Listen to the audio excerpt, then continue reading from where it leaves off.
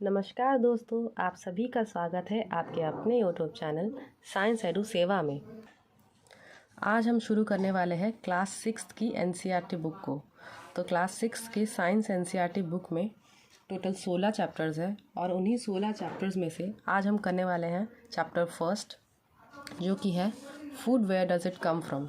तो फूड यानी कि भोजन, ये कहाँ से आता है, यही है आज का हमारा टॉपिक।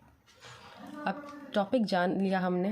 अब टॉपिक जब हमने जान लिया है तो ये भी जान लेते हैं कि क्यों ज़रूरी है इसको पढ़ना, क्यों एनसीईआरटी ने ये क्लास 6 के सिलेबस में ऐड किया है। तो फूड यानी कि भोजन जो है वो एक बेसिक नीड है, जिससे हमें क्या मिलती है, एनर्जी यानी कि ऊर्जा मिलती है। जो काम करने के लिए शक्ति चाहिए, जो एनर्जी हमें चाहिए, वो हमें खाना खाने से ही मिलती है। इसीलिए हमारे लिए फूड बहुत ही ज़्यादा इम्पॉर्टेंट हो जाता है। अब ये जो फूड है ये आखिर कहाँ से आता है, इस चैप्टर में हम यही पढ़ेंगे, यही जानेंगे कि जो हम खाना खा रहे हैं वो एक्चुअली कहाँ से आ रहा है। इस यूनिट में टोटल 4 सब टॉपिक्स हैं जिनके बारे में हम जानेंगे। पहला सब टॉपिक है फूड वैरायटीज़। सेकंड है food materials and sources.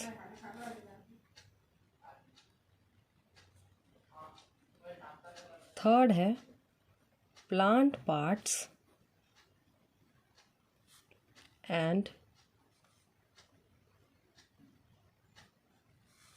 Animal products as food. और फोर्थ है व्हाट डू एनिमल्स ईट, यानी कि एनिमल जो है वो क्या खाते हैं। तो इस चैप्टर के अंत तक हमें ये चारों चीज़ें भी क्लियर हो जाएंगे और इसके साथ कुछ नए टर्म्स जैसे कि omnivore, carnivore, herbivore, ingredients, nectar, ये सब टर्म्स भी हमें बिल्कुल क्लियर हो जाएंगे।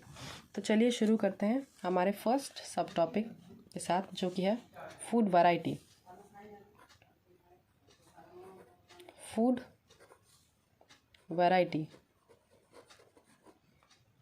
Different kind of food items is called as food variety. जैसे कपड़ों में अलग अलग वैरायटी होती है, जैसे कि कुछ लोगों को साड़ी पहनना पसंद है, कुछ लोगों को सलवार सूट, कुछ जीन्स टॉप पहनना पसंद करते हैं, कुछ कुर्ता पजामा। जैसे कि फूड क्लोथ आइटम्स में डिफरेंट वैरायटी है, वैसे ही फूड आइटम्स में भी डिफरेंट वैराइटीज़ हैं। तो फूड वैरायटी को अगर हम डिफ़ाइन करना चाहें तो हम लिख सकते हैं डिफरेंट यानी कि अलग अलग, डिफरेंट टाइप्स और काइंड्स ऑफ फूड को ही हम बोलते हैं फूड वैरायटी। जैसे कि अगर एक एग्जांपल दें पंजाब का, तो पंजाब का बटर चिकन ये बहुत ही फेमस है। ओके, अगर हम साउथ इंडिया की बात करें तो साउथ इंडिया का इडली, डोसा, रसम, चटनी, ये सब बहुत ही फेमस है। अगर हम गुजरात की बात करें तो वहाँ का खाकरा, ढोकला, ऊंधियो और भी बहुत सारी चीज़ें फेमस है। तो अलग अलग रीजन्स की अलग अलग तरह की फूड हैबिट्स होती हैं। तो फूड इसीलिए डिफरेंट टाइप्स ऑफ फूड हमें अलग अलग जगहों पे देखने को मिलते हैं। आपकी रोज़मर्रा की खाने की चीज़ों में भी अलग अलग वैरायटीज़ आपको देखने को मिलती है। जैसे कि ब्रेकफास्ट में हम अलग प्रकार का खाना खाते हैं, लंच में अलग और डिनर में अलग। आपकी बुक में फर्स्ट पेज पे ही एक टेबल दे रखा है, table 1.1 what do we eat. आप कमेंट्स में ज़रूर बताएं कि आप एक दिन में कौन कौन से फूड आइटम्स खाते हैं। एक और इम्पॉर्टेंट शब्द जो आपकी बुक में यूज़ किया गया है वो है इंग्रेडिएंट्स। इंग्रेडिएंट्स, तो कोई भी हम फूड आइटम जब बना रहे हैं, चाहे वो इडली हो, डोसा हो, नॉर्मल चावल दाल हो, चपाती हो, तो उसके लिए हमें कुछ रॉ मटेरियल कुछ चाहिए। तो उन्हीं रॉ मटेरियल्स को हम बोलते हैं इंग्रेडिएंट्स। तो इंग्रेडिएंट्स को अगर हम डिफ़ाइन करना चाहें तो हम बोल सकते हैं मटेरियल्स दैट आर रिक्वायर्ड या नीडेड, टर्मिनोलॉजी आप अपने हिसाब से लिख सकते हैं जो आपको वर्ड आसान लगे. So materials that are required to prepare a dish is called as ingredients. ठीक है. So materials that are required to prepare a dish are called as ingredients. जैसे कि आपके बुक में एक एग्जांपल है बॉइल्ड राइस का. तो जो बॉइल्ड राइस है उसके लिए जो रॉ मटेरियल या फिर जो इंग्रेडिएंट है वो क्या है? एक तो अनकुक्ड राइस और एक है वाटर. ओके. ऐसे ही अलग अलग डिशेस के लिए अलग अलग इंग्रेडिएंट्स होते हैं. इंग्रेडिएंट्स कम से कम किसी भी फूड आइटम को बनाने के लिए कम से कम 2 इंग्रेडिएंट्स हमें चाहिए. जैसे कि हमें चावल बनाना है, आटा यानी कि रोटी बनाने के लिए हमें आटा और पानी चाहिए. और इंग्रेडिएंट्स 2 से अधिक भी हो सकते हैं. जैसे कि बटर चिकन हम बना रहे हैं या फिर कोई सब्ज़ी बना रहे हैं तो उसके लिए हमें 2 इंग्रेडिएंट्स नहीं, उससे बहुत ज़्यादा इंग्रेडिएंट्स चाहिए होते हैं. 2 से ज़्यादा इंग्रेडिएंट्स हमें चाहिए होते हैं. तो इंग्रेडिएंट्स का जो नंबर है वो हम अपनी डिश के अकॉर्डिंग, अपनी चॉइसेस के अकॉर्डिंग ऊपर नीचे कर सकते हैं.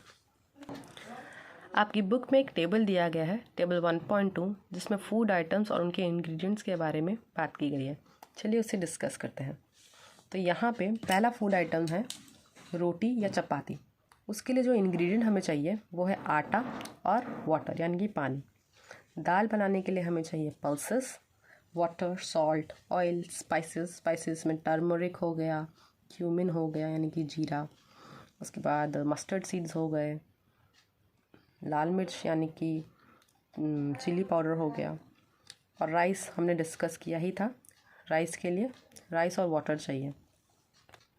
अब चलते हैं हमारे नेक्स्ट टॉपिक की तरफ जो कि है food materials and sources. Food materials हमने ऊपर डिस्कस ही किया. जो इंग्रेडिएंट्स हमें चाहिए उन्हीं को हम बोल रहे हैं फूड मटेरियल्स. ओके. जो चीज़ें चाहिए. और नेक्स्ट है sources, food materials and sources. तो ये जो मटेरियल्स हैं ये हमें कहाँ से मिल रही हैं, इसका सोर्स क्या है, इसमें हम यही डिस्कस करेंगे इस टॉपिक के अंदर. सोर्सेस को हम डिस्कस करने वाले हैं. तो जो भी प्लांट प्रोडक्ट्स होते हैं, तो फूड मटेरियल्स और सोर्सेज में हम देखेंगे अलग अलग सोर्सेस जहाँ से हमें फूड मिलता है. तो इंडिया की जो पॉपुलेशन है वो इतनी बड़ी है, इतनी ज़्यादा है. तो इतनी बड़ी पॉपुलेशन को फीड करवाने के लिए हमें लार्ज स्केल पे प्लांट्स भी चाहिए ताकि जो खाने की नीड है वो फुलफ़िल हो सके. तो इस नीड को फुलफ़िल करने के लिए हमारे जो फार्मर्स हैं वो क्या करते हैं, फार्मिंग करते हैं, क्रॉप ग्रो करते हैं. एनसीईआरटी की बुक में आपकी इमेज दे रखी है सोर्सेज ऑफ फूड में पैडी फील्ड्स की. ये रही पैडी फील्ड्स की फ़ोटो. पैडी फील्ड्स यानी राइस के फील्ड. ओके. और ये जो है ट्रांसपोर्टेशन का एक मेथड दिखाया गया है बुलक कार्ट को. आजकल की हाई एडवांस टेक्नोलॉजी के मदद से जो ट्रांसपोर्टेशन है उसको बुलक कार्ट की तो ज़रूरत नहीं पड़ती, पर हाँ जो ट्रांसपोर्टेशन है वो अब थोड़ी फास्ट हो गई है शिप्स के थ्रू, प्लेन्स के थ्रू और रोडवेज़ के थ्रू. जो फूड सोर्सेज हैं उसको हम मेनली 2 टाइप्स में क्लासिफाई कर सकते हैं. एक होता है प्लांट सोर्स और दूसरा होता है एनिमल सोर्स. तो जो भी चीज़ें हमें प्लांट से मिल रही हैं उसको हम बोलते हैं प्लांट सोर्स, और जो भी चीज़ें हमें एनिमल से मिल रही हैं उसे हम बोलते हैं एनिमल सोर्स. प्लांट सोर्सेज में आता है ग्रेन्स,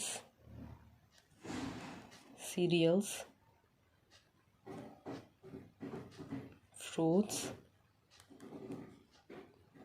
वेजिटेबल्स और बहुत सारी चीज़ें. ठीक है. जैसे कि सीड्स भी आते हैं. ओके. और एनिमल सोर्सेज में आता है एग यानी कि अंडा, जो कि हमें बत्तख से मिलता है, मुर्गी से मिलता है. आता है milk, cow milk, goat milk, sheep milk.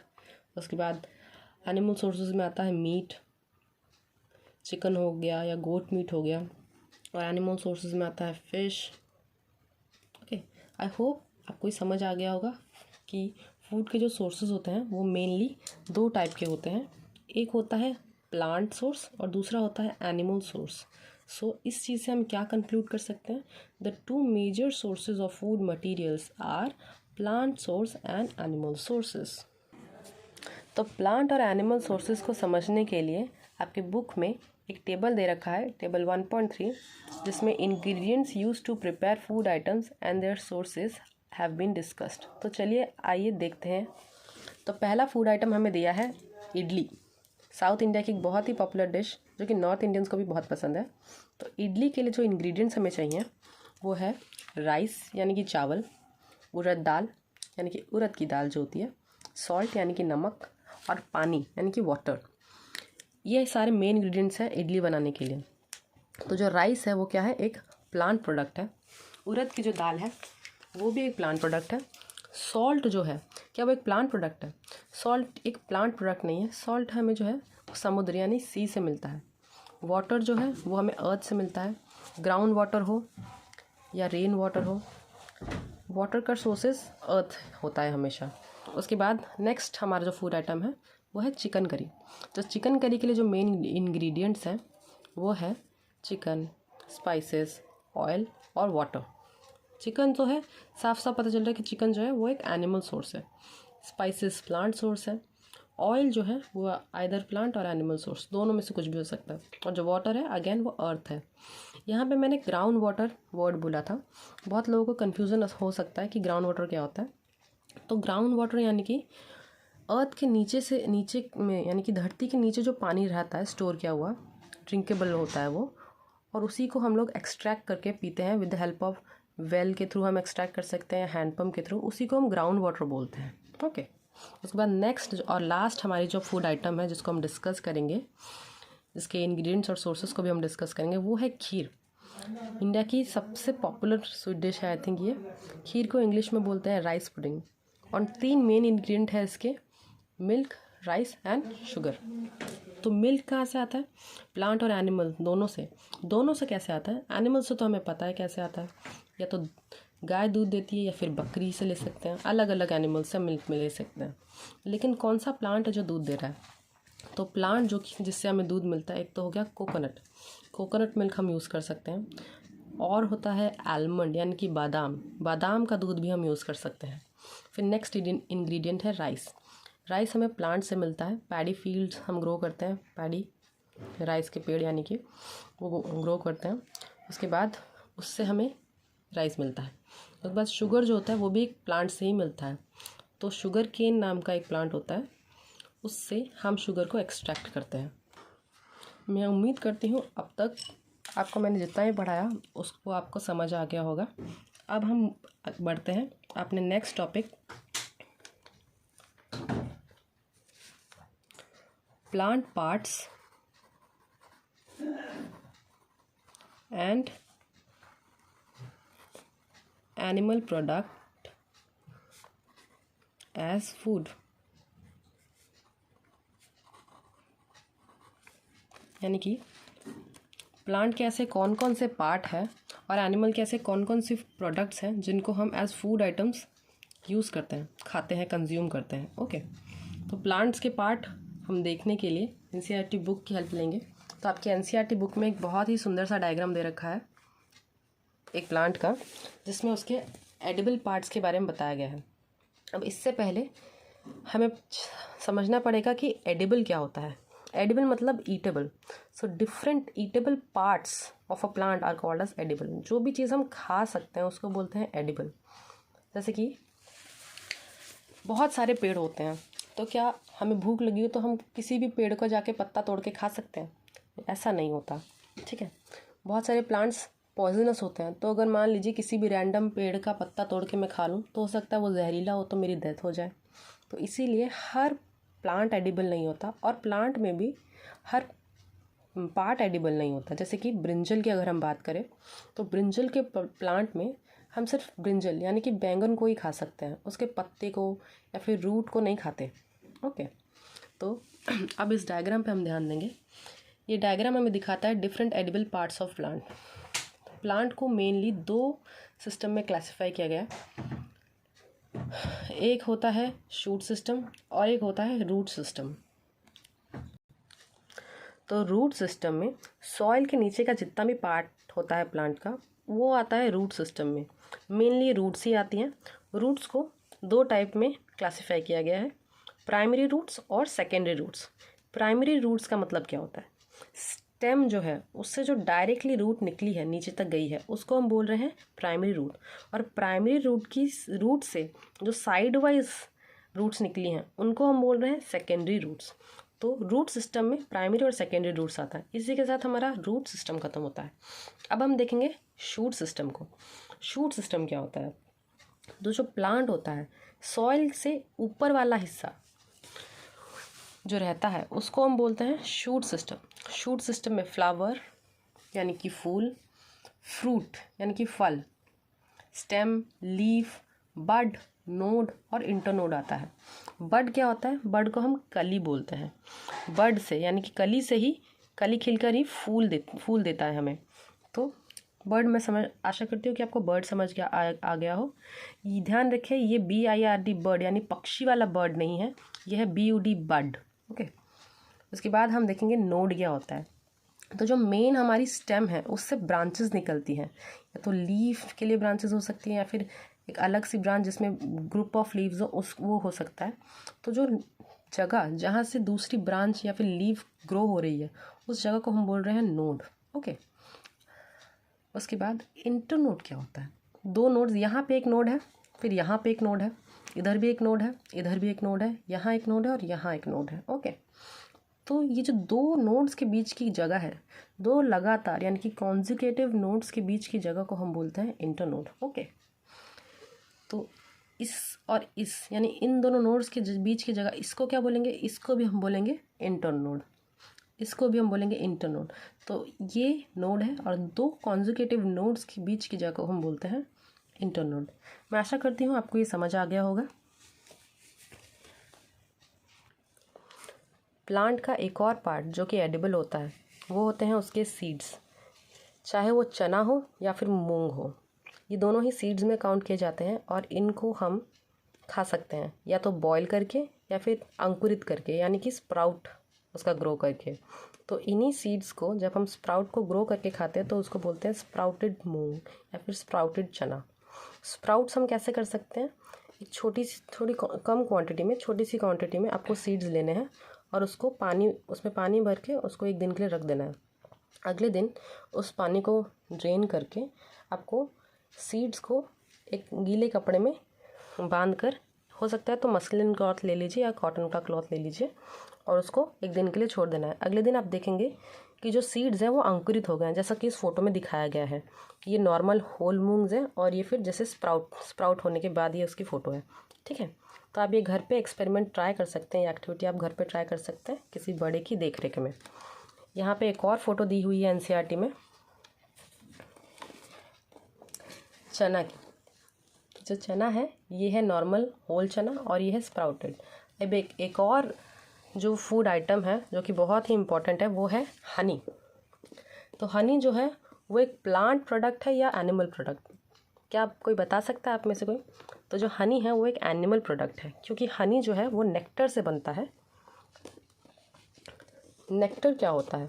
Nectar एक स्वीट जूस होता है जो कि फ्लावर्स से हनी बीज कलेक्ट करती हैं। इस नेक्टर को हनी बीज कलेक्ट करके हनी में कन्वर्ट करती हैं और अपनी हाइव्स में स्टोर करके रखती हैं। इसी स्टोर्ड नेक्टर को हम बोलते हैं हनी।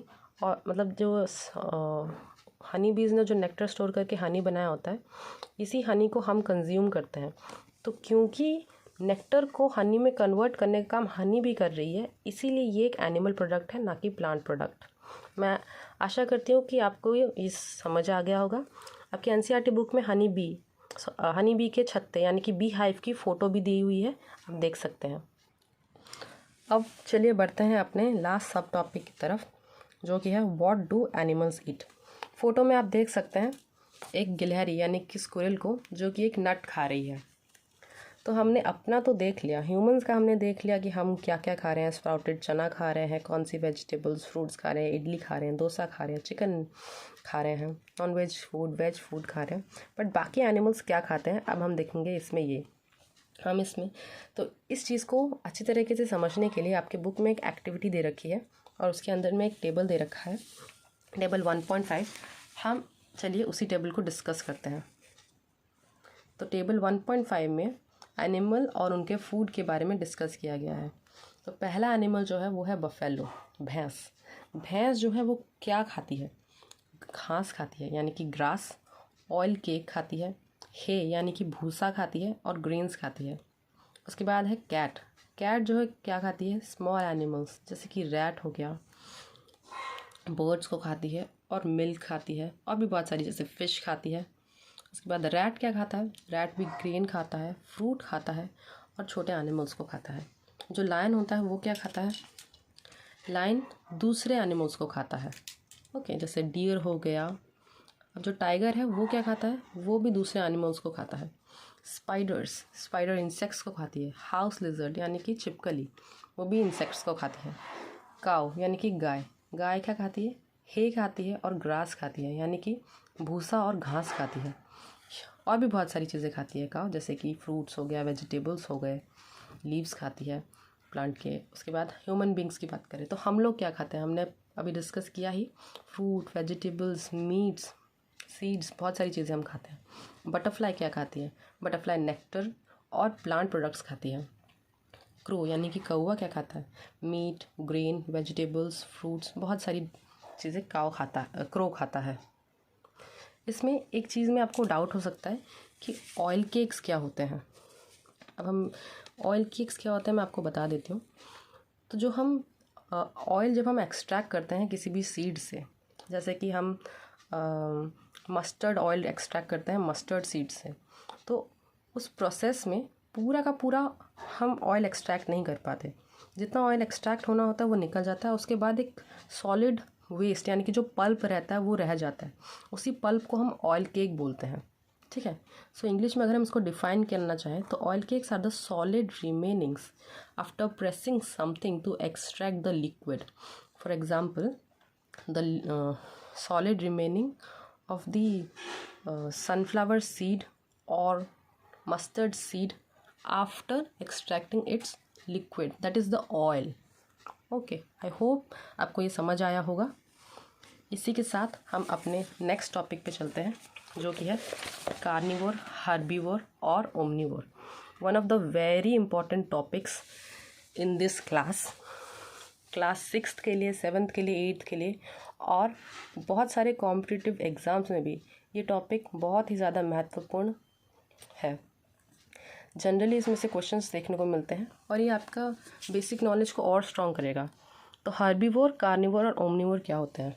हिंदी में हर्बीवोर को शाकाहारी जंतु बोलते हैं, कार्निवोर को मांसाहारी जंतु बोलते हैं, और ओमनीवोर को सर्वहारी जंतु बोलते हैं। तो एनिमल्स जो कि सिर्फ प्लांट और प्लांट प्रोडक्ट्स को खाते हैं उन्हें बोलते हैं हर्बीवोर्स। बुक में डेफिनेशन भी है।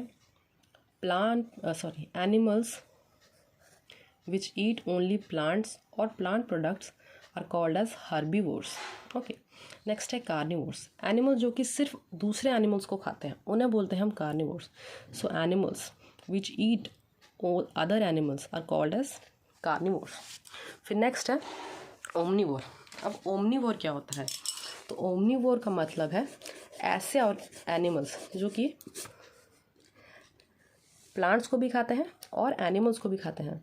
सो the animals that eat both plants and animals are called as omnivores. अब हम इस टेबल को देखेंगे। इस टेबल को हम फिल करेंगे और क्लासीफाई करेंगे ऑर्गेनिजम्स यानी कि एनिमल्स को हर्बीवोर, कार्निवोर और ओमनीवोर में। पहला वाला आपको एग्जांपल्स दे रखे हैं। हर्बीवोर में आती है काऊ, कार्निवोर में लायन, ओमनीवोर में डॉग। यहाँ पे मैंने गलती से फिर से लायन लिख दिया। तो हर्बीवोर का एक और एग्जांपल क्या हो सकता है? बफेलो यानी कि भैंस, बटरफ्लाई, ओके, रैबिट खरगोश, और स्क्विरल यानी कि गिलहरी। कार्निवोर में एक एग्जाम्पल दिया है लायन, एक हो सकता है टाइगर, और क्या हो सकता है? स्पाइडर, और क्या हो सकता है? लिजर्ड यानी कि छिपकली, आउल। अब हम बात करेंगे ओमनीवोर्स की, यानी कि जो प्लांट्स और एनिमल्स दोनों को खाते हों। तो ओमनीवोर्स में एक एग्जाम्पल दिया है डॉग, एक और एग्जाम्पल हो सकता है कैट, और एग्जाम्पल्स क्या हो सकते हैं? Crow, rat. ठीक है, तो यहाँ पे एक क्वेश्चन मैं आपके लिए रेस करना चाहती हूँ, जो आपके लिए पहेली ने ऑलरेडी रेस किया हुआ है कि जो ह्यूमन बींग्स हैं वो हार्बीवोर्स हैं, कार्निवोर्स हैं या ओमनीवोर्स हैं।